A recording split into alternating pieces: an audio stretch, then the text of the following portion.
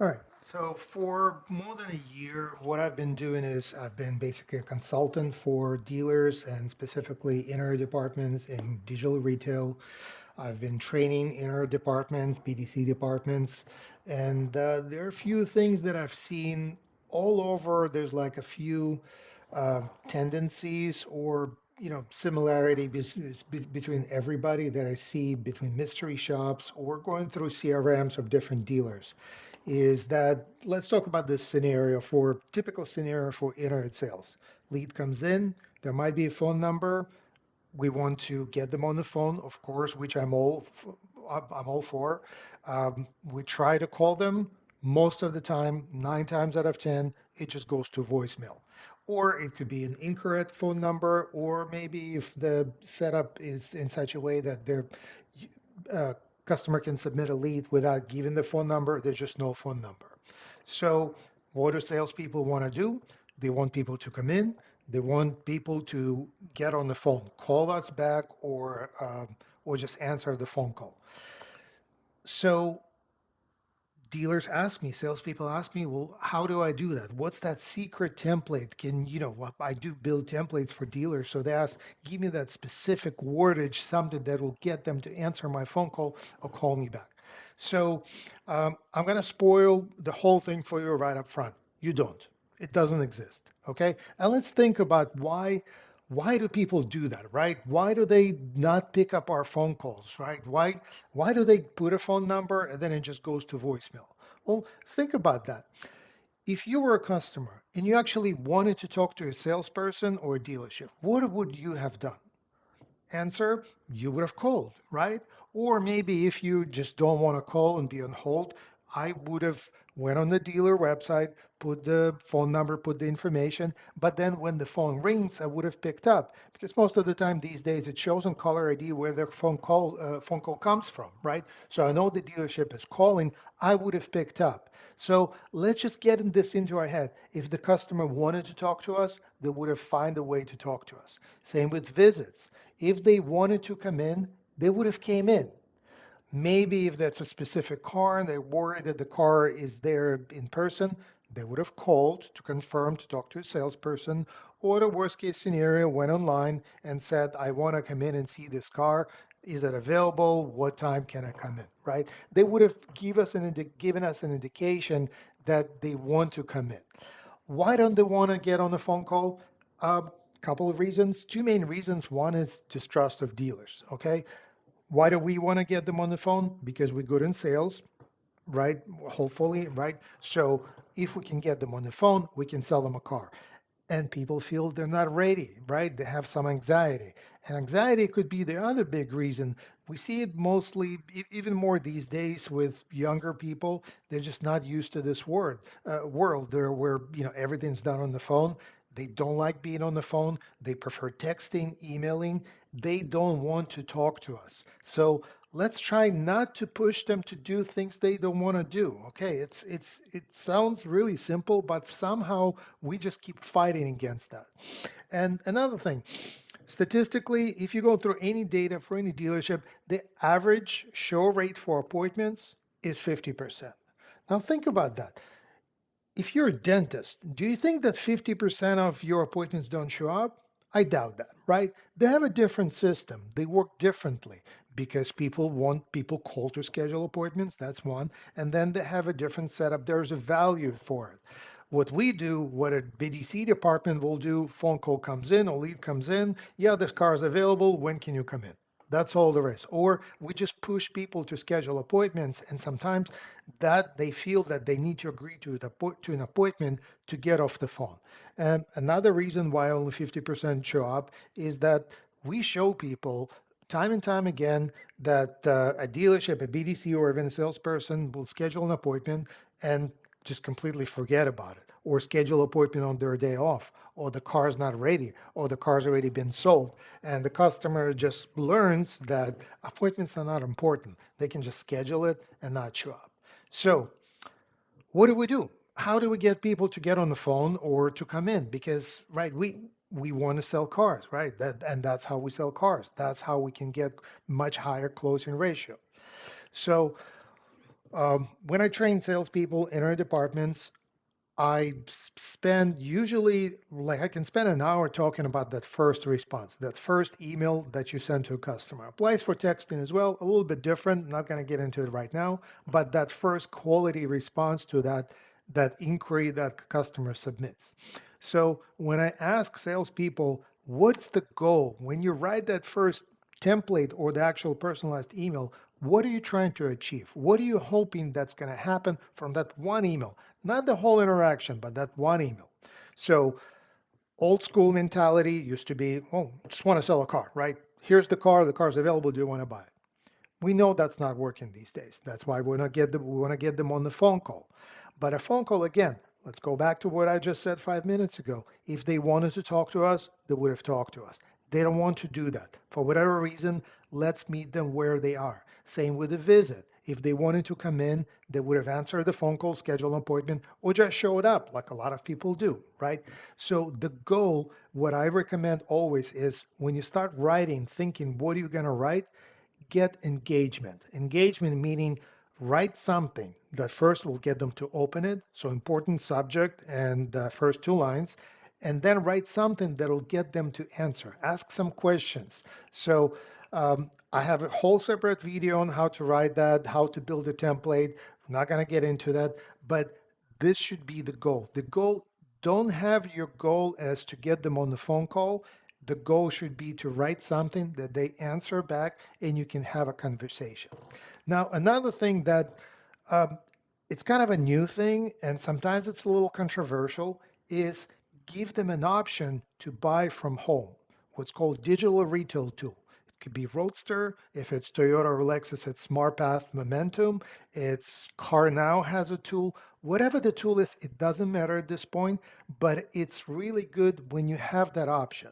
Now, spoiler again, most of the people, 99%, are not going to buy the car online. Okay. So why do we do that? Well, I like to use this metaphor or whatever allegory is that, look, I'm a cat person, right? I have a cat. And if you have a cat, you know that cats like when you open doors for them, right? Like my cat, I'll let him go outside. I open the door. He asked me to open the door. I can see that that's what he wants. I would open it and looks at me, looks at the door, and then just sits in front of the door, right? So I see those customers in the same way.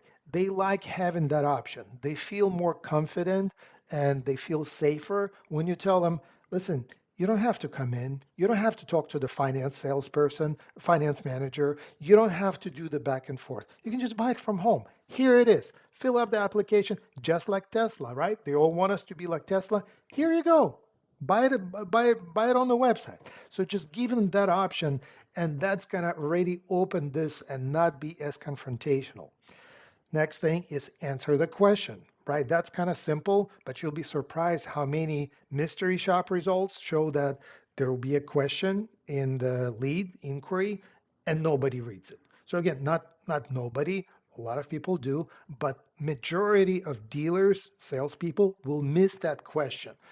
CRM is not great. They have too many leads. They're too busy. We all have ADHD. We cannot pay attention. Doesn't matter the reason, but think about this. If you're a customer and you're asking a question, I'm not answering any question and just tell you call me or come in.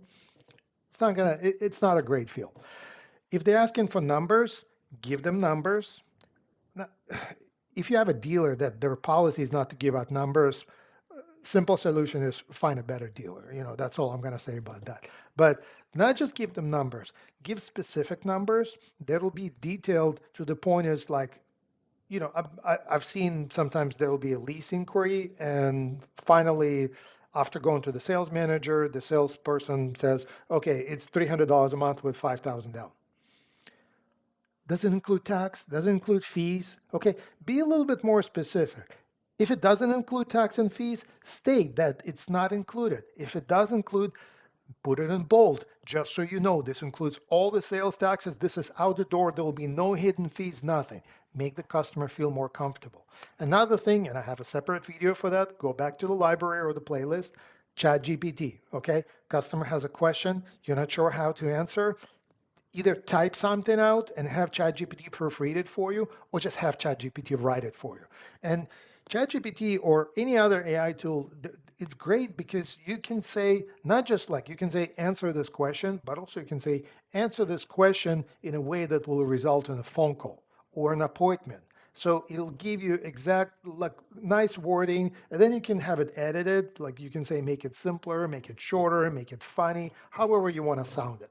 So answer their questions, give them numbers, provide value, provide something, give them something that they don't even ask for. Like they'd be asking, about a specific car. Yes, great. This car is in stock. Here you go. By the way, we have these two other cars.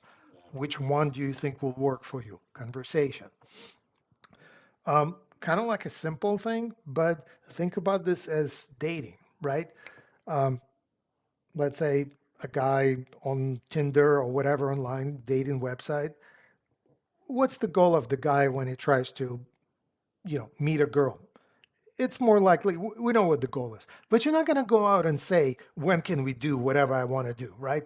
You're going to be gentle about this. You're going to give them reassurance. You're going to make them feel secure.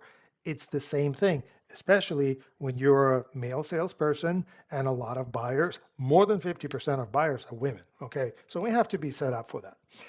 And going back to my previous videos about appointments, not just with appointments, but everything should be an alternate choice. I answered their questions. I provided them a nice detailed quote. Then there should be an option. Hopefully, you have a digital retail tool, right? So you can say, now that I answered your questions, would you like to buy the car online? Or would you like to do this in person? Or would you like to just get pre-approved or test drive first? Give them two options that, again, alternate choice is my favorite. I'm gently inferring that you're already going to buy the car. Now I'm just asking how you're going to buy that. Another little tool that's really simple, have a link in your signature or the email where they can just click to schedule a visit. Okay. Then you're not pushing them. When do you want to come in? How soon you can come in? Just schedule a visit. Okay. This is just much more non-confrontational way.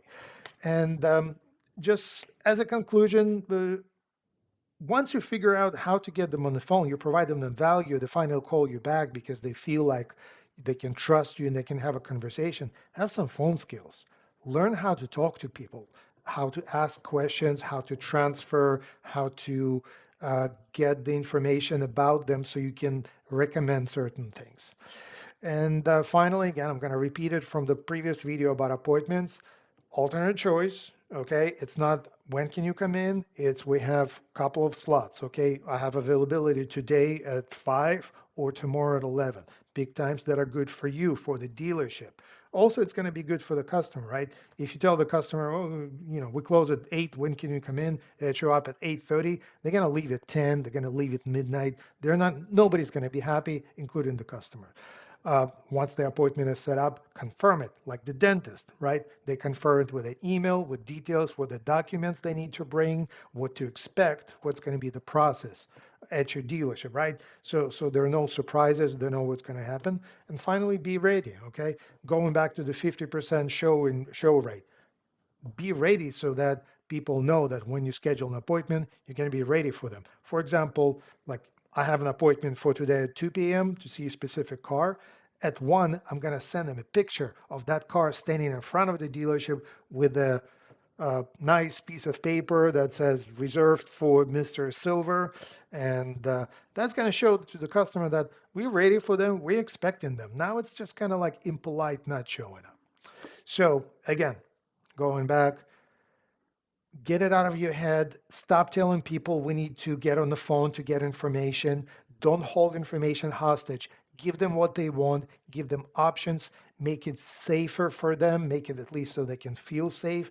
Give them the option of do this thing their way, like the Burger King, have it your way. Let them do that because at the end, again, data shows even when there's a digital retail tool, 99% not going to do it. They're going to show up. But we have to be professional and make it easier for customers to do that. I hope you find this helpful. Like and subscribe, share. Thanks. Bye.